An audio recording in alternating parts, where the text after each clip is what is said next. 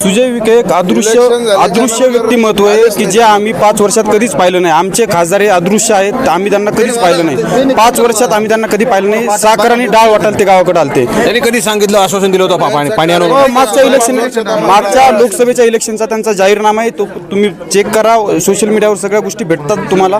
त्याच्यावरती तुम्ही पाहू शकता की त्यांनी इथं पाणी आणू, लोकांना रोजगार निर्मिती करू, साखर कारखाने देऊ, तुमच्या भागाला पाणी आणून तुमचा भाग सुजलम सुफलम करू अशी आश्वासनं दिली ते इथं.